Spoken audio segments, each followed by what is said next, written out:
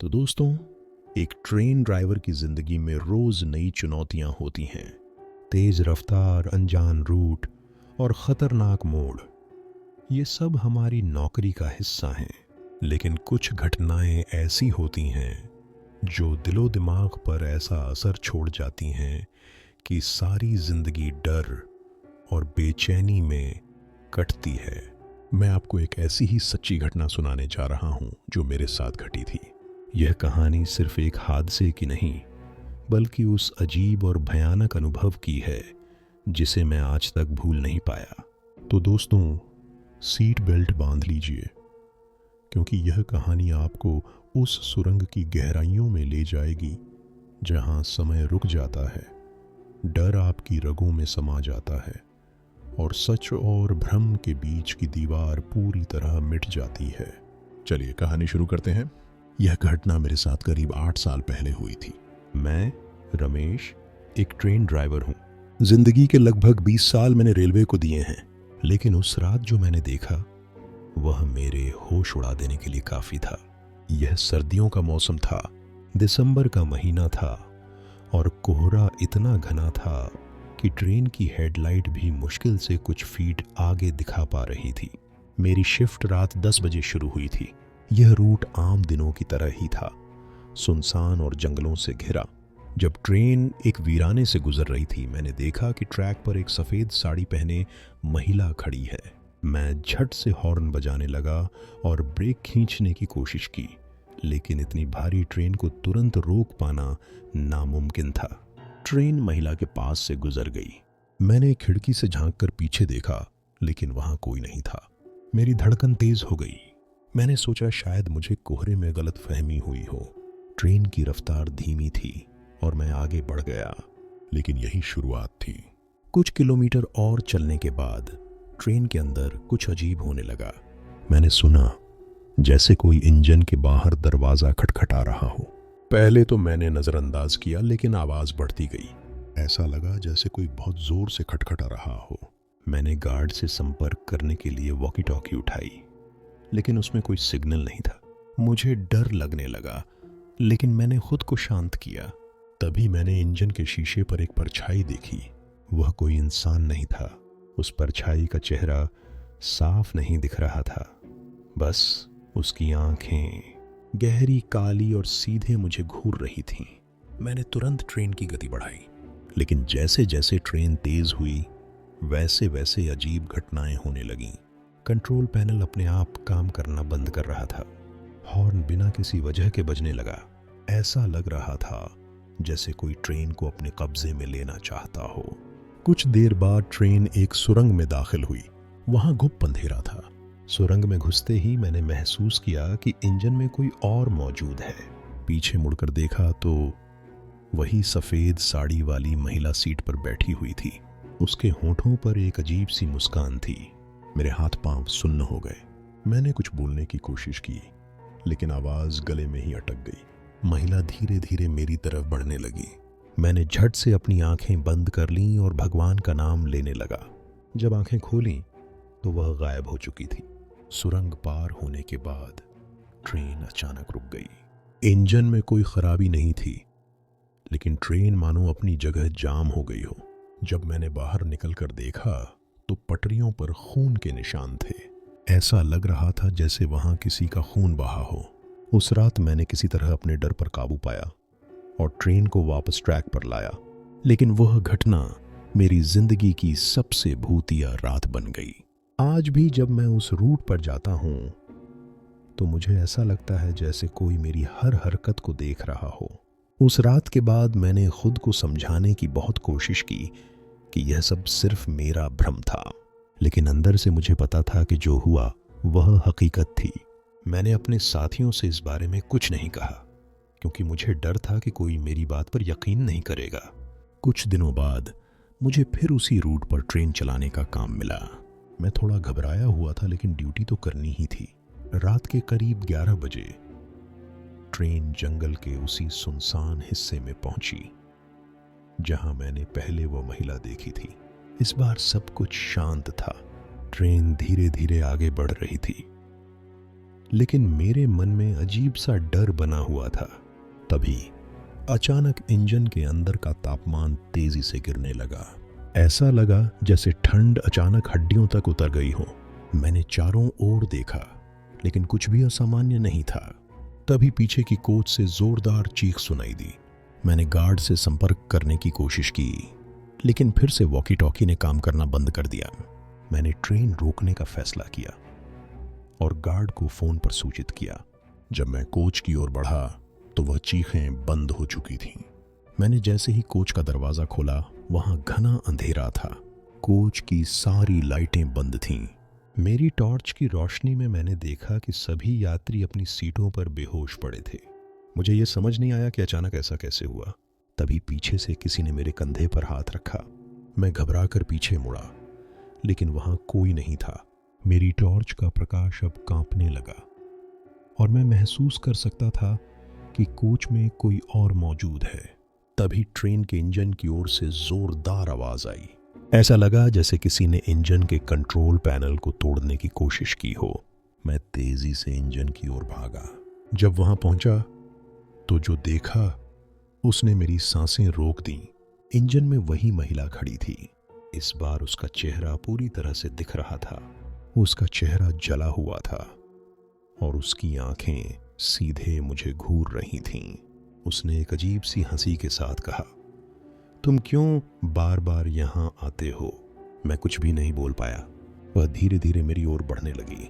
मैं पीछे हटने लगा, लेकिन मेरे कदम रुक गए।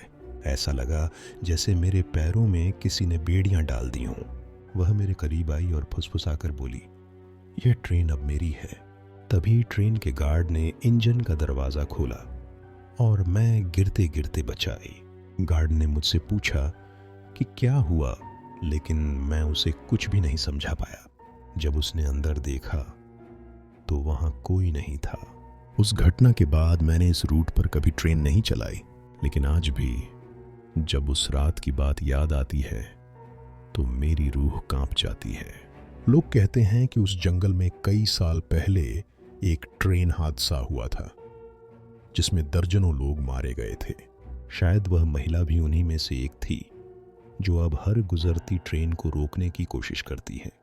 उस रात के बाद मैंने रेलवे के अधिकारियों से अनुरोध किया कि मुझे उस रूट से हटा दिया जाए। मैंने कोई कारण नहीं बताया, बस यही कहा कि मैं अब इस रूट पर काम नहीं कर सकता। मेरी मांग मान ली गई, लेकिन डर मेरे भीतर अब भी था। कुछ महीनों तक सब सामान्य रहा। मैं दूसरे रूट्स पर काम करने लगा और धीरे धीरे खुद को यह यकीन दिलाने की कोशिश की कि जो कुछ हुआ था वह एक बुरा सपना था। लेकिन मेरे दिमाग में हमेशा वही महिला और उसकी जली हुई शक्ल घूमती रहती। फिर एक दिन मेरी ड्यूटी अचानक बदल दी गई। मुझे उसी पुराने रूट पर रात की ट्रेन चलाने का काम मिला। मुझे लगा जैसे यह एक मजाक है या फिर नियति मुझे उसी डरावनी सच्चाई का सामना करने के लिए मजबूर कर रही है। मैं चाहकर भी मना नहीं कर पाया। उस रात ट्रेन में ज्यादा यात्री नहीं थे, कोहरा उतना घना नहीं था, लेकिन जंगल के करीब पहुंचते ही मेरी धड़कनें तेज होने लगीं।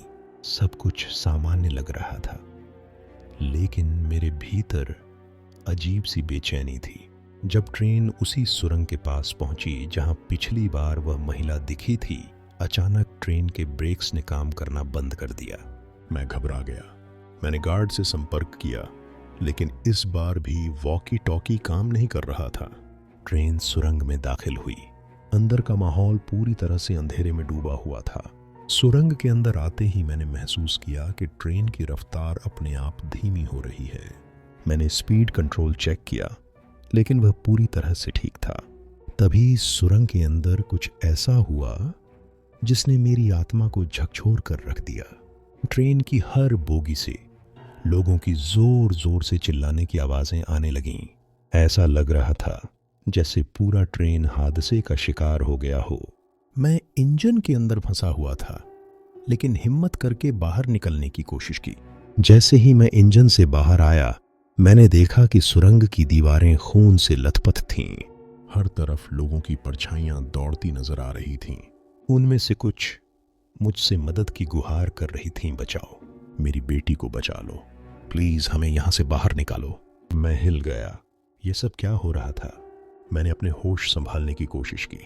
तभी मैंने देखा कि ट्रेन के एक कोच से वही सफेद साड़ी वाली महिला बाहर निकली। इस बार वह अकेली नहीं थी, उसके पीछे और भी लोग थे। कुछ बच्चे, कुछ बूढ़े और कुछ जवान। उनके चेहरे झुलसे हुए थे। महिला ने मुझे देखा और चिल्लाई, तुम क्यों हमें चैन से नहीं रहने देते? यह सुरंग अब हमारा घर है। उसके शब्दों ने मुझे जड़ कर दिया। वह मेरे करीब आने लगी।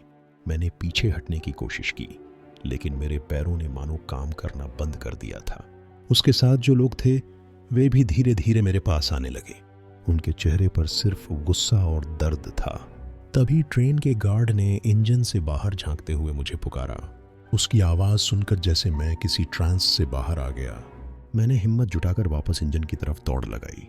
गार्ड ने मुझे अंदर खींच लिया और हम दोनों ने मिलकर ट्रेन को वापस ट्रैक पर लाने की कोशिश की। जैसे ही ट्रेन सुरंग से बाहर निकली, सब कुछ अचानक शांत हो गया। गार्ड ने मुझसे पूछा, यह सब क्या था? लेकिन मैं कुछ भी बोलने की हालत में नहीं था। जब ट्रेन स्टेशन पर पहुंची तो वहां पहले से ही पुलिस और रेलवे के अधिकारी मौजूद थे। उन्होंने बताया कि पिछले कुछ दिनों से इस रूट पर कई अजीब घटनाएं हो रही थीं। कई यात्रियों ने शिकायत की थी कि उन्हें ट्रेन में अजीब और गरीब आवाजें सुनाई देती हैं और किसी का साया दिखाई देता है।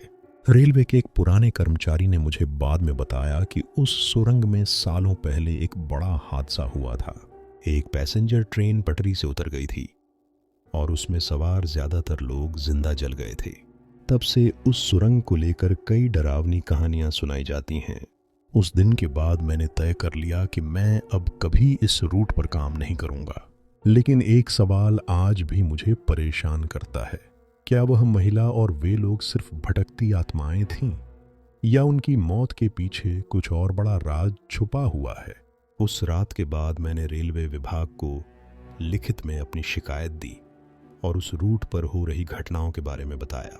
हालांकि अधिकारियों ने मेरी बातों को गंभीरता से नहीं लिया।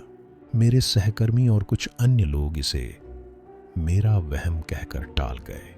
लेकिन जो मैंने देखा और महसूस किया था उसे मैं भूल नहीं सकता था। कुछ दिनों बाद रेलवे ने उस सुरंग और आसपास के इलाके की जांच कराने का फैसला किया। स्थानीय प्रशासन और कुछ अनुभवी कर्मचारियों को इसके लिए भेजा गया। मैंने भी हिम्मत जुटाई और जांच दल के साथ गया, क्योंकि मैं सच को जानना चाहता था। सुरंग के पास पहुंचते ही माहौल में वही अजीब सी ठंडक थी। हवा में एक अजीब सन्नाटा और भारीपन महसूस हो रहा था। जांच दल के कुछ लोग सुरंग के अंदर गए और पटरियों का निरीक्षण करने लगे। तभी एक बुजुर्ग कर्मचारी जो सालों से इस रूट पर काम कर रहा था, हमें इसी पुराने किस्से के बारे में बताने लगा। उसने बताया कि करीब 30 साल पहले उसी सुरंग में एक पैसेंजर ट्रेन पटरी से उतर गई थी। ट्रेन में आग लग गई थी और उसमें सवार लगभग 60 यात्री जिंदा जल गए थे।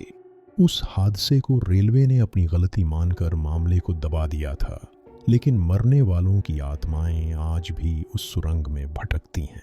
उस कर्मचारी ने कहा, उस हादसे में मारी गई एक महिला जिसकी छोटी बच्ची भी उसके साथ थी, अब भी इस सुरंग में दिखती है। वह हर उस ट्रेन को रोकने की कोशिश करती है जो इस रूट से गुजरती है। शायद वह इंसाफ चाहती है, या फिर उसकी आत्मा अभी भी अपनी बच्ची को ढूंढ रही है। यह सुनकर मेरे रोंगटे खड़े हो गए। यह वही महिला थी जिसे मैंने कई बार देखा था। जांच दल ने पटरियों और सुरंग की गहराई से जांच की। सुरंग के अंदर दीवारों पर अब भी जलने के निशान और खून के धब्बे साफ नजर आ रहे थे। यह देखकर सब सन्न रह गए। तभी सुरंग के अंदर अचानक अंधेरा छा गया। हमारे टॉर्च और उपकरण एक एक कर बंद होने लगे। एक तेज चीख की आवाज गूंजी। यह आवाज सुरंग के हर कोने से आती प्रतीत हो रही थी। हम सभी घबरा गए। अचानक मैंने देखा कि वही महिला कुछ दूरी पर खड़ी है और उसके साथ एक छोटी बच्ची भी थी। उसने धीरे धीरे अपनी उंगली से हमारी तरफ इशारा किया और कहा, हमें हमारे घर वापस भेज दो, हमें इस तकलीफ से आज़ाद करो। उसकी आवाज़ में गुस्सा, दर्द और एक अजीब सा आग्रह था। जांच दल में से एक व्यक्ति ने हिम्मत करके पूछा, तुम क्या चाहती हो? महिला ने कहा, इस सुरंग में जो कुछ हुआ उसका सच सबके सामने लाओ। हमें इंसाफ चाहिए। जब तक हमारा सच दबा रहेगा हम यहीं रहेंगे। इसके बाद वह और बच्ची गायब हो गए। इस घटना के बाद रेलवे विभाग ने पुरानी फाइलें और रिपोर्ट्स खंगालनी शुरू की। हादसे की सारी सच्चाई धीरे धीरे बाहर आने लगी। हादसे के शिकार लोगों के परिवारों को मुआवजा दिया गया और उस सुरंग को हमेशा के लिए बंद कर दिया गया। मैंने उस रूट पर फिर कभी ट्रेन नहीं चलाई, लेकिन मुझे यह संतोष था कि उन भटकती आत्माओं को आखिरकार शांति मिल गई। आज भी जब उस घटना को याद करता हूं तो रोंगटे खड़े हो जाते हैं। लेकिन एक बात समझ में आई, इंसानों के साथ जो अन्याय होता है उसकी गूंज केवल दुनिया तक ही नहीं बल्कि आत्माओं की दुनिया तक भी जाती है। उस सुरंग को अब शापित सुरंग कहा जाता है। लोग कहते हैं कि अब वहां कोई भूतिया गतिविधि नहीं होती, लेकिन उस जगह से गुजरते वक्त मुझे अब भी ऐसा लगता है जैसे कोई देख रहा हो, जैसे किसी ने अपनी निगाहें मुझ पर गड़ा रखी हों। तो दोस्तों, ये थी उस डरावनी रात की कहानी। वो रात जिसने मेरी जिंदगी को हमेशा के लिए बदल दिया। आज भी जब मैं अकेले बैठता हूं तो ऐसा लगता है जैसे कोई मुझे देख रहा हो, जैसे वो भटकती हुई आत्माएं अब भी मेरे आसपास मौजूद हैं। अगर आपको ये कहानी पसंद आई तो इसे ज़रूर लाइक करें और दोस्तों, इस कहानी को शेयर करना मत भूलना ताकि और लोग भी इस खौफनाक किस्से को सुन सकें। और हाँ, सब्सक्राइब ज़रूर करें क्योंकि मैं आपके लिए ऐसी ही और खौफनाक और सच्ची कहानियां लेकर आता रहूँगा। अगली बार फिर मिलेंगे, लेकिन तब तक रात में अकेले बाहर जाने से पहले 2 बार ज़रूर सोच लेना। चलिए मिलते हैं अगली कहानी में।